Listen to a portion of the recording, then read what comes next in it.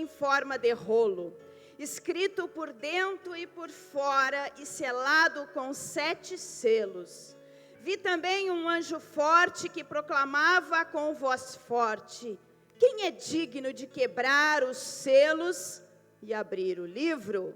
Ora, nem no céu, nem sobre a terra, nem debaixo da terra, ninguém podia abrir o livro, nem mesmo olhar para ele.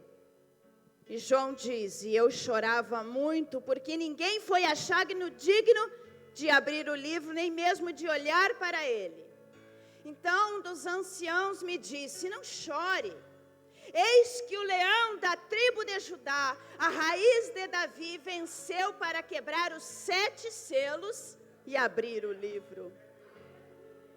Então vi no meio do trono e dos 4 seres viventes e entre os anciãos, em pé, um cordeiro, que parecia que tinha sido morto. Ele tinha 7 chifres, bem como 7 olhos, e aqui está explicando o que são os 7 Espíritos de Deus, enviados por toda a terra.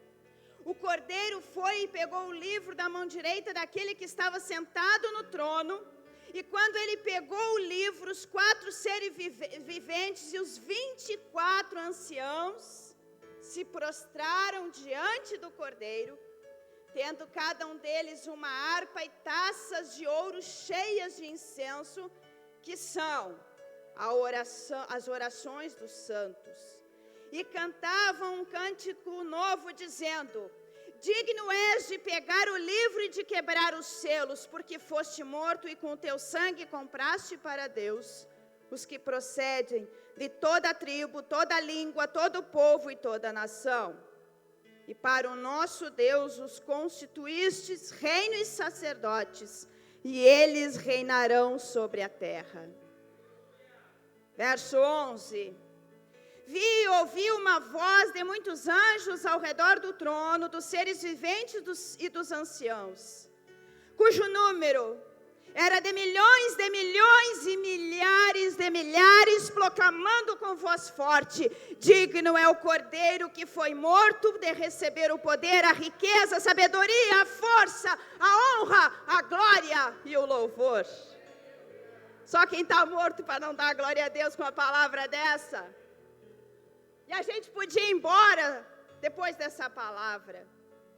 Mas no verso 13 ainda diz: então ouvi que toda criatura que há no céu e sobre a terra, debaixo da terra e sobre o mar, e tudo o que neles há, estava dizendo: aquele que está sentado no trono e ao cordeiro, seja o louvor, a honra, a glória e o domínio para todos sempre.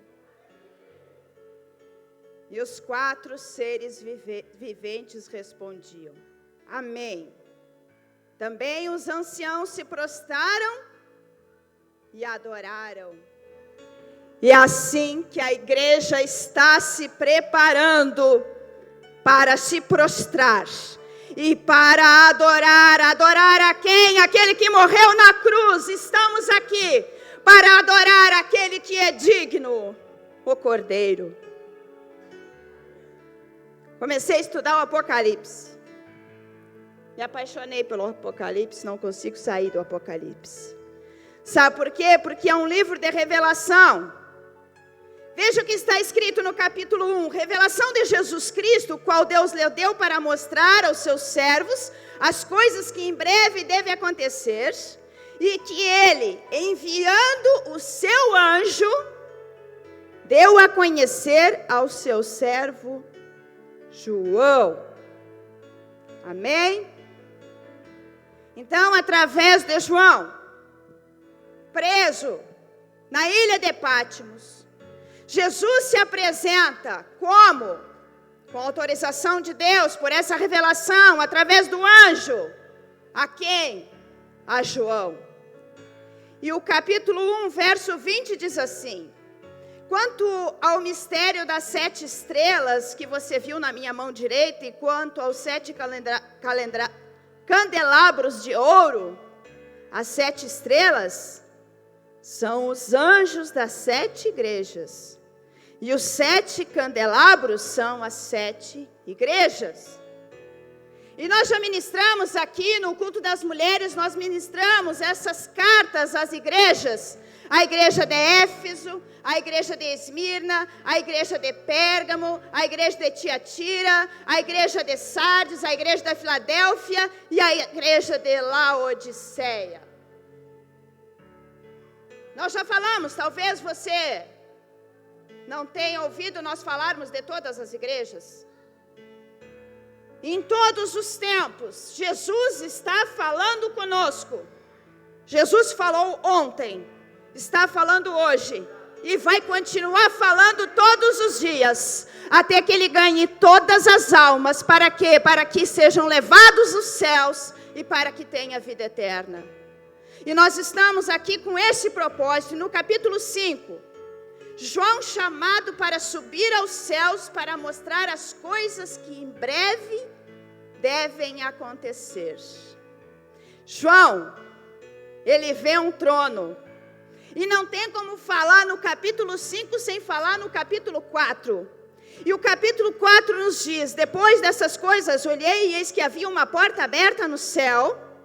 E a primeira voz que ouvi, que era como de trombeta ao falar comigo, disse: suba até aqui, e eu lhe mostrarei o que deve acontecer depois dessas coisas. Verso 2: e imediatamente eu me achei no Espírito, e eis que havia um trono armado no céu, e alguém estava sentado no trono.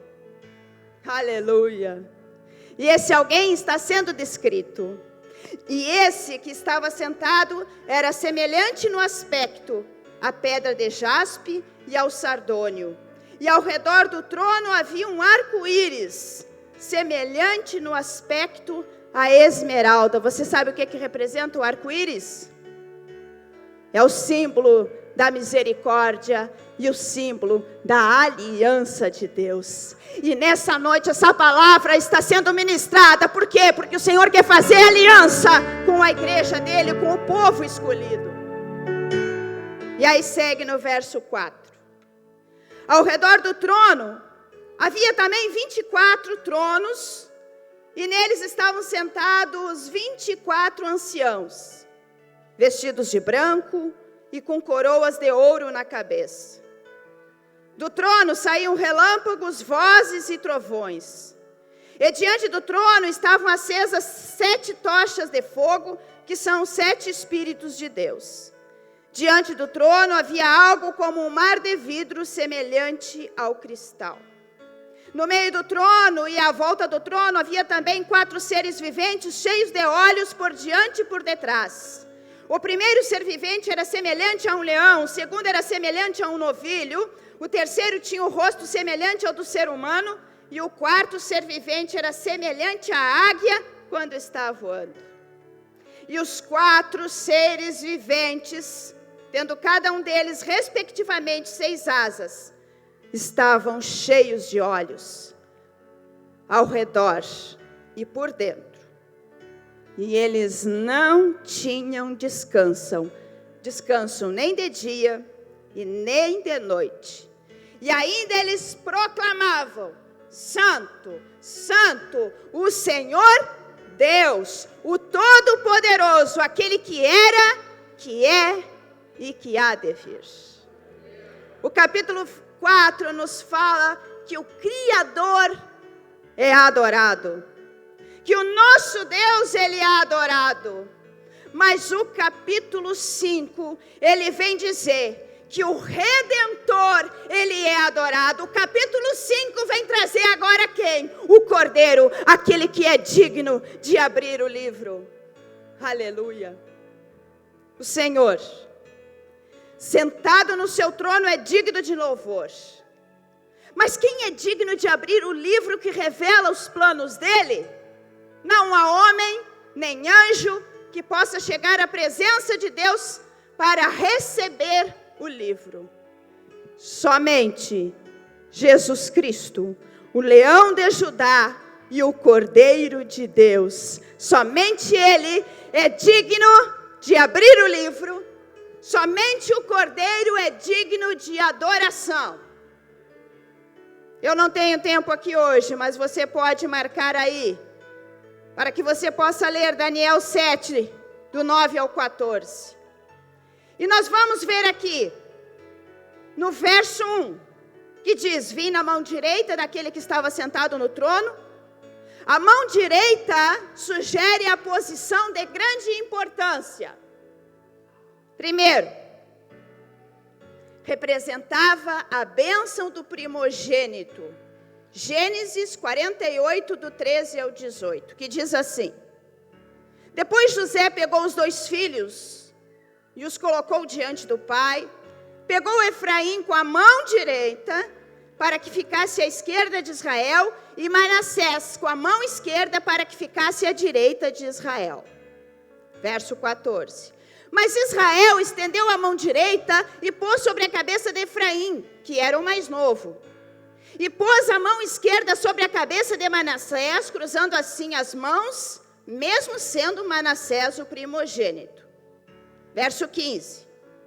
E Israel abençoou José, dizendo: o Deus em cuja presença andaram meus pais, Abraão e Isaque, o Deus que tem sido meu pastor durante a minha vida até este dia, o anjo que me tem livrado de todo mal, abençoe estes meninos, que por meio deles seja lembrado o meu nome e o nome de meus pais, Abraão e Isaque, que cresçam e se tornem uma multidão sobre a terra. Verso 17. José viu que seu pai havia posto a mão direita sobre a cabeça de Efraim, e isto não lhe agradou.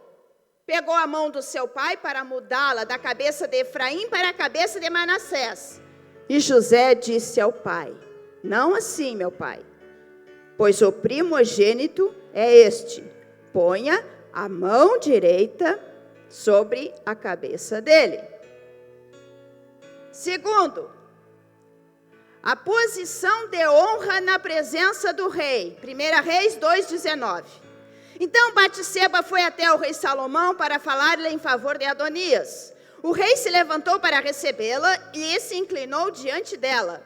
Depois se assentou no seu trono e mandou pôr uma cadeira para sua mãe, e ela se sentou à sua direita. Terceiro, a força vitoriosa. Jó 40:14. Então também eu confessarei a seu respeito que a sua mão direita lhe dará vitória. Também nós podemos ver em Isaías 63, do 11 ao 14. Então o povo se lembrou dos dias antigos, lembrou de Moisés e disse: onde está aquele que tirou o seu povo do mar junto com o pastor do seu rebanho? Onde está o que pôs nele o seu Espírito Santo, aquele que fez com que o seu braço glorioso estivesse à mão direita de Moisés? Onde está aquele que dividiu as águas diante deles, adquirindo para si um nome eterno? Aquele que os guiou pelos abismos, como a um cavalo pelo deserto, de modo que nunca tropeçaram? Como o gado que desce aos vales para repousar, o Espírito do Senhor lhes deu descanso. Assim guiaste o teu povo para adquirires um nome glorioso. Ainda, na mão direita, o poder para alongar a vida. Provérbios 13, Provérbios 3, no verso 15, diz que a sabedoria é mais preciosa do que as joias, e tudo que você possa desejar não se compara a ela. E na primeira parte do verso 15 de Provérbios 3, diz que a sabedoria, o verso 16, primeira parte diz que em sua mão direita, ela, quem? A sabedoria oferece vida longa. A mão direita de Deus representa seu poder para estabelecer, proteger e resgatar o seu povo. Salmo 80, 14 e 15. O Deus dos exércitos, volta-te, nós te rogamos, olha do céu. Vê e visita esta vinha, protege o que a tua mão direita plantou, o ramo que para ti fortaleceste. Isaías 62, 8. O Senhor jurou pela sua mão direita e pelo seu braço poderoso: nunca mais darei o seu cereal como alimento para os seus inimigos, nem os estrangeiros beberão o seu vinho que você produziu com tanto trabalho. Reis seguravam o cetro de autoridade com a mão direita. Mateus 27, 29. E tecendo uma coroa de espinhos, a puseram na cabeça dele e colocaram um caniço na sua mão direita. De quem que colocaram esse caniço na mão de quê? De Jesus Cristo. E ainda a palavra em Mateus 27, 29 nos diz: e ajoelhando-se diante dele, zombavam dizendo: salve, Rei dos Judeus. Foi na mão direita que Jesus segurava as 7 estrelas, Apocalipse 1,16. Na mão direita ele tinha 7 estrelas e da sua boca saiu uma afiada espada de 2 gumes. O seu rosto brilhava como o sol na sua força. Também Apocalipse 2:1 diz que o anjo da igreja em Éfeso escreva, ao anjo da igreja em Éfeso escreva: essas coisas diz aquele que conserva na mão direita as 7 estrelas e que anda no meio dos 7 candelabros de ouro. Tá bom assim? A palavra que vemos na visão de João: Deus segurava na mão direita uma demonstração da sua autoridade, para o qual daria poder ao seu ungido, para proteger o povo fiel e castigar os seus inimigos. Então aqui no capítulo 5, o Criador, o que ele tem? O que Deus tem? Ele tem um livro. Deus tem um livro. E o que a palavra nos disse? Que o homem não consegue entender o propósito que há neste livro. O propósito para a humanidade, porque as pessoas estão completamente perdidas. Nós temos mais uma visão pessimista do tempo em que nós estamos vivendo. Sem esperança, com falta de fé, as pessoas estão doentes. As famílias estão doentes, o medo ele está tomando conta. Pelo homem, não tem mais solução. Mas tem o Criador que está com o livro na mão direita. Nós vemos isso, nós temos no capítulo 5 um propósito. A história está caminhando para um final glorioso. Existe uma porta que ainda está aberta. Existe uma porta que ainda está aberta. João teve essa visão no Espírito. E é certo, para quem crer e for fiel até o fim, que nós vamos ter esse fim glorioso, não importa quais foram as tragédias, não importa o tempo que nós estamos vivendo, eu estou dizendo que Deus tem um livro na sua mão, e que logo vai se apresentar alguém que é digno de abri-lo,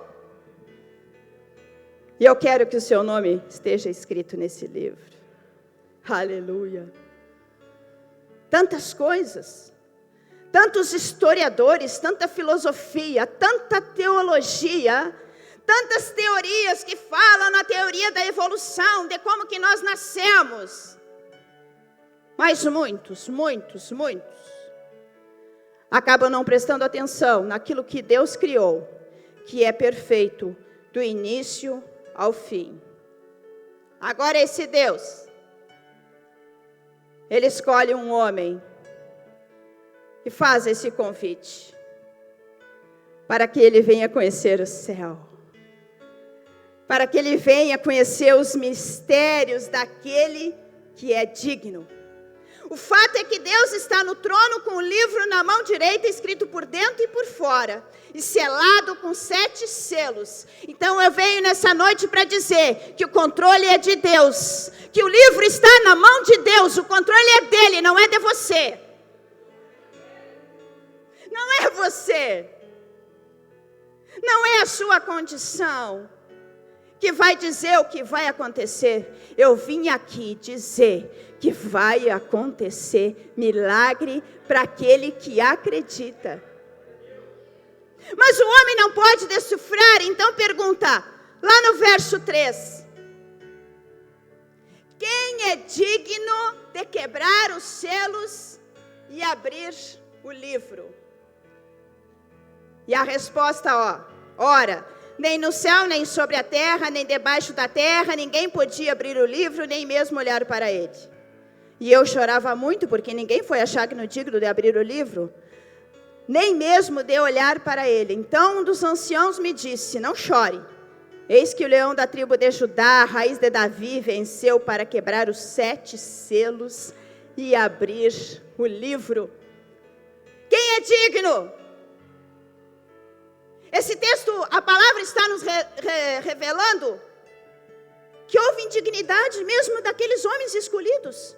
Abraão, Arão, Moisés, Elias, Paulo, Pedro, Tiago ou João, nem anjos, nem Miguel, nem Gabriel, nem serafins e nem querubins. Ninguém foi digno de abrir esse livro. Vamos ver a história de alguns deles. Moisés precisou tirar as sandálias e escondeu o rosto, temendo olhar para Deus. Gênesis 3, 5 e 6. Arão e seus filhos precisavam de rituais de purificação antes de começar seu serviço como sacerdotes, a cada vez que entravam na presença de Deus. Isaías se viu como um homem perdido e pecador e achou que ia morrer por ter visto o Senhor. Foi qualificado pela missão dada por Deus somente depois de ser purificado dos seus pecados. Isaías 6, versos 5 e 7. Ezequiel caiu com o rosto em terra e só se levantou quando Deus lhe mandou que assim fizesse. Ezequiel 1 e 28, também no capítulo 2, 1 e 2. João caiu como morto na presença de Jesus, aqui no livro de Apocalipse, capítulo 1, verso 17. Todos manchados por seus pecados. Todos eles, homens escolhidos por Deus, homens que estiveram diante da face de Deus, mesmo assim, não se achava nenhum digno. Vocês imaginam, se esses homens de Deus, ninguém foi digno? Deixa eu perguntar algo agora para a igreja. E nós? Como nós estamos? Como nós estamos, se esses homens não foram dignos? E nós? Mas eu tenho um recado para dizer para você nessa noite. Que a misericórdia de Deus, ela sempre vai ser infinita. E ela vai nos usar como este povo escolhido. Quem é digno? João chorava. O que nós podemos imaginar quando João chorava? Imagina só, se dependesse de cada um de nós, será que João via esperança de que o final, aquilo determinado por Deus, estaria naquele livro? E será que nós estaríamos participando daquele livro? Será que hoje... Será que se nós olharmos para a nossa vida, será que se nós olharmos para a vida dos nossos familiares, será que nós choraríamos também? Sabendo que se Jesus voltasse hoje, será que nós estaríamos preparados para esse tempo? Será que esse livro seria aberto? Será que vamos continuar chorando para todo esse pecado? Então João chora. Mas aí vem um ancião e diz para ele, não chore. Eis que o leão da tribo de Judá, a raiz de Davi, venceu para quebrar os 7 selos e abrir o livro. Então ele venceu para quebrar os 7 selos e para abrir o livro. E verso 6 diz assim: então vi no meio do trono e dos 4 seres viventes, e entre os anciões em pé, um cordeiro. Mas não era leão, agora é um cordeiro, que parecia que tinha sido morto. Ele tinha 7 chifres, bem como 7 olhos, que são os 7 Espíritos de Deus, enviados por toda a terra. E eu vou repetir. Então vi no meio do trono e dos 4 seres viventes, e entre os anciãos, em pé, um cordeiro. Por que o cordeiro estava em pé?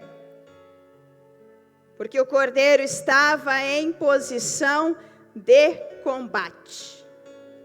Isaías havia declarado: ele foi oprimido e humilhado, mas não abriu a boca. Como o cordeiro foi levado ao matadouro, e como ovelha muda diante dos seus tosquiadores, ele não abriu a boca. Agora o leão da tribo de Judá vai vencer, porque o cordeiro morreu na cruz para salvar a minha vida e para salvar a sua vida. Por que o leão? Por que o leão? O leão, o mais forte dos animais, que não foge diante de nada. Fui eu que inventei essa frase? Não. Provérbios 30 você vai encontrar. O leão, o mais forte dos animais, que não foge diante de nada. E Provérbio 28:1, os ímpios fogem, mas quando ninguém os persegue, mas o justo é intrépido como o leão. Tá, mas o que é intrépido? É aquele que não receia o perigo, é aquele que não tem medo, é aquele que é arrojado, é aquele que é corajoso. Então vem aquele digno, corajoso, que não tem medo e vai pegar o livro da mão do Criador. Aleluia. Este cordeiro, ele tinha 7 chifres, que simbolizam grande poder, e 7 olhos, que são os 7 Espíritos de Deus, que mostram que o conhecimento do cordeiro se estende por toda a terra. É a sua onisciência. É o cordeiro, aquele que conhece a sua vida, aquele que conhece toda a sua história, toda ela. Talvez para você, talvez para a sua família, talvez para os seus filhos, para a sua esposa, para o seu esposo. Talvez não tivesse chance nenhuma. Mas tem aquele que vem com todo o poder, com toda a sua onisciência, que conhece todo, para buscar você, para dizer a você: vem, que o céu vai estar aberto para você. Que o céu vai estar aberto para você. E o verso 7. Se tomou o livro, é porque tem poder e tem autoridade. O cordeiro foi e pegou o livro da mão direita daquele que estava sentado no trono. O cordeiro está com o livro na mão, recebe a oração dos santos, lá no verso 8. E quando ele pegou o livro, os 4 seres viventes e os 24 anciãos se prostraram diante do cordeiro, tendo cada um deles uma harpa e taças de ouro cheias de incenso, que são a oração dos santos. Sabe de quem que ele está falando aqui? Está falando de mim, está falando de você.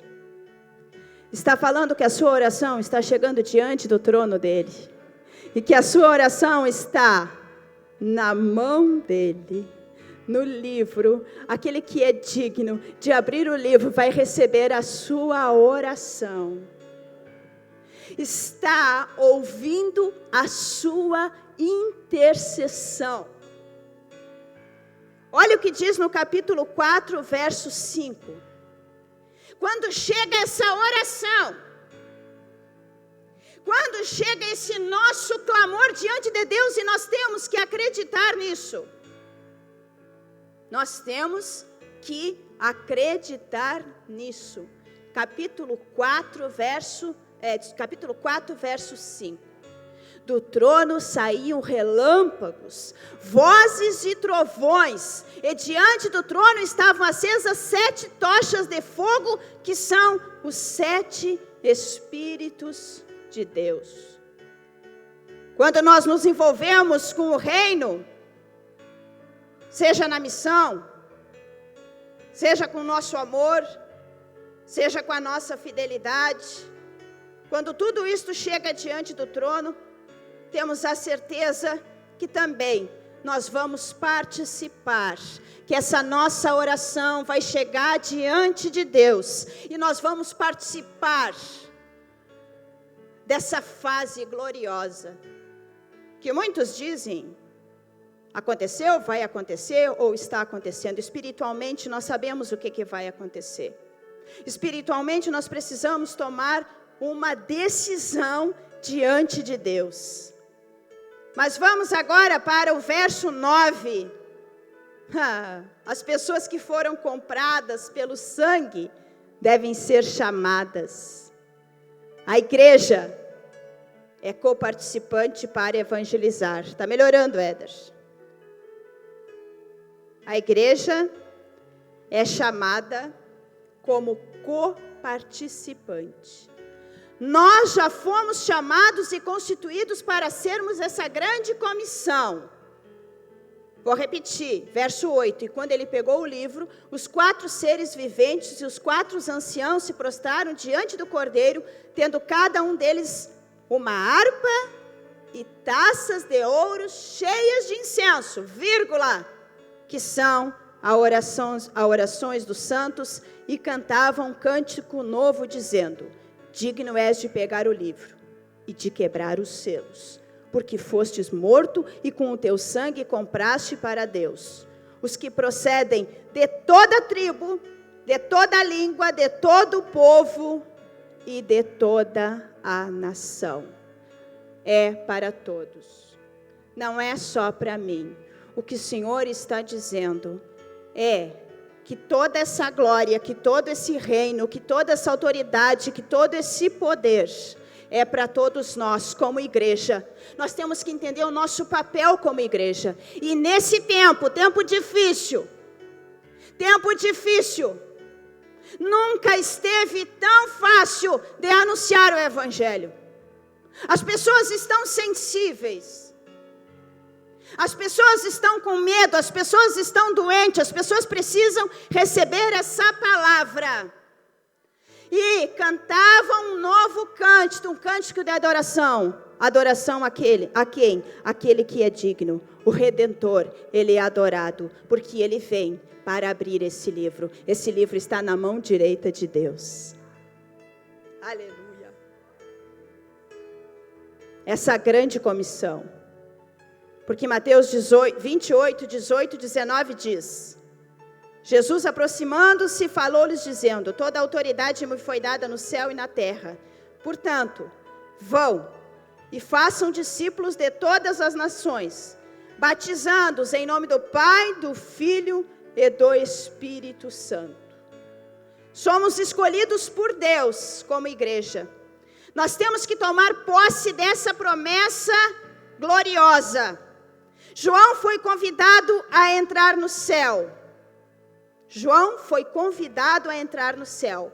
Em Apocalipse 5:10, e para o nosso Deus os constituístes reino e sacerdotes, e eles reinarão sobre a terra. Esse reino não vai ser constituído.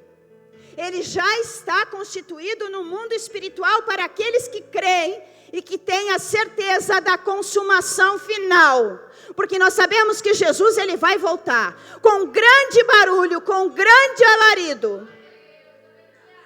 1 Tessalonicenses 4, 16, 17 diz que os mortos ressuscitarão E aqueles que morreram em Cristo se encontrarão com Jesus. Eles subirão primeiro. Eles serão glorificados. Aleluia. E nós seremos transformados. E nós nos encontraremos nos céus. E assim Jesus vem para buscar a sua igreja. Você acredita nisso? Esse é o problema de nós não acreditarmos. De nós não entendermos a palavra. Porque a palavra nos diz, bem-aventurado, Apocalipse 1:3. Bem-aventurado aquele que lê. E bem-aventurados aqueles que ouvem as palavras da profecia e guardam as coisas nela escritas. Pois o tempo está próximo. Aleluia. Jesus estabeleceu o seu reino. E nos constituiu para sacerdotes, para o seu Deus e Pai. Colossenses 1:13. Ele nos libertou dos poderes das trevas e nos transportou para o reino do seu Filho amado. Então ele já nos tirou das trevas e está nos levando para esse reino. Então digno é o Cordeiro de abrir esse livro. Somente Ele, nem homem nenhum é capaz. Somente o Cordeiro que vem para salvar a sua vida, que vem para salvar a sua casa, que vem para salvar a sua igreja. E você vai ter autoridade de sair deste lugar. Você vai ter autoridade de sair deste lugar. Mas eu fiz isso, eu fiz aquilo, eu fiz aquele outro. A palavra está dizendo que Jesus, Ele tem uma misericórdia infinita. E que Ele está recebendo o teu clamor, que Ele está recebendo o seu pedido. Deus é um Deus de misericórdia. 1 Coríntios 15, 24 e 25, então virá o fim. Quando Ele entregar o reino a Deus, ao Deus e Pai, quando houver destruído todo o principado, bem como toda a potestade e poder, porque é necessário que Ele reine até que tenha posto todos os inimigos debaixo dos seus pés. Vocês acham que Satanás vai vencer? A palavra nos diz que quem vai vencer é o Cordeiro. Quem vai vencer é o leão da tribo de Judá. Quem vai vencer é a raiz de Davi. Ele que venceu para quebrar os 7 selos e abrir o livro. Aleluia. Se sabemos que Jesus reina e um dia verá o fim, o que está faltando? Para nós acreditarmos e adorarmos a Ele com mais responsabilidade. Que posição eu preciso tomar diante do Senhor? A palavra nos está dizendo hoje que o livro vai ser aberto por aquele que é digno. O Cordeiro, ele vem para abrir o livro. O Cordeiro que já morreu, o Cordeiro que foi crucificado. E é por isso que nós fazemos tudo isso. Por isso que nós levamos o Evangelho a todas as nações, e nós queremos levar o Evangelho a todas as nações. Ainda é muito pouco que nós estamos fazendo, mas eu creio que Deus tem muito mais proposta para cada um de nós. Tem para mim, tem para você, tem para sua casa e tem para a sua vida. Quando nós falamos de todos esses projetos, nós estamos fazendo isso, nós estamos anunciando, porque nós temos a certeza que esse livro vai ser aberto.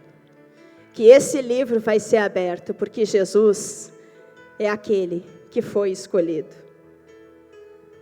E olha o verso 11. Ouvi uma voz de muitos anjos ao redor do trono, dos seres viventes e dos anciãos. Eu já vou terminar. Veja só. Cujo número era de milhões e milhares de milhares, proclamando com voz forte: digno é o Cordeiro que foi morto de receber o poder, a riqueza, a sabedoria, a força, a honra, a glória e o louvor. Então ouvi que toda criatura que há no céu e sobre a terra, debaixo da terra e sobre o mar, e tudo que há neles estava dizendo, todos, sem exceção, toda criatura que há no céu e sobre a terra, João está dizendo o que ele viu, porque houve um convite para João, eu vou abrir a porta do céu e você vai ver o que vai acontecer. Toda criatura que há no céu e sobre a terra, debaixo da terra e sobre o mar, e tudo que há neles estava dizendo, aquele que está sentado no trono e ao Cordeiro, seja o louvor, a honra, a glória, o domínio para todo sempre. Os 4 seres viventes respondiam, amém. Também os anciãos se prostraram e adoraram. Vocês imaginam só? A banda estava louvando aqui. E nós estávamos adorando. Nós estávamos com o nosso coração tocado, porque a banda estava adorando. Porque o Zé estava tocando, porque a Mara estava cantando, porque o Juliano estava cantando, a Deza, a Ariana e o Guinho. Faltou alguém? Daniel? Isso, o Eduardo. O Daniel, o Eduardo e toda a banda estão ali tocando, adorando. Aí vocês imaginam todos adorando, toda criatura que há no céu e sobre a terra, anjos, serafins e querubins, milhões e milhares de milhares agora se prostam para adorar aquele que é digno de abrir o livro. Você tem noção do que será para nós? Você tem noção do que representa isso, a adoração, aquele que reina e que vive para sempre, aquele que foi morto, mas que ressuscitou, aquele que remiu o meu pecado, aquele que remiu o seu pecado, e aquele que vai entrar ainda e vai salvar todos da tua casa. É Ele, é Ele. Santo, santo, o Deus é o Senhor. Santo, santo é o Senhor Deus, o Todo-Poderoso. Aquele que era, que é e que há de vir. Se coloque em pé. Aleluia.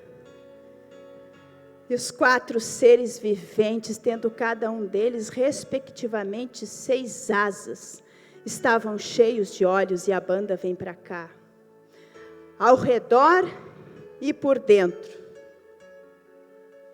e não tinham descanso. E o Mara? Eles não tinham descanso. Eles não tinham descanso, nem de dia e nem de noite. Em momento algum eles tinham descanso. Eles proclamavam: santo, santo, santo é o Senhor Deus, o Todo-Poderoso. E nós estamos reclamando do quê? Do que será que nós estamos reclamando? Se nós sabemos que já tem um livro, e esse livro está na mão do Todo-Poderoso.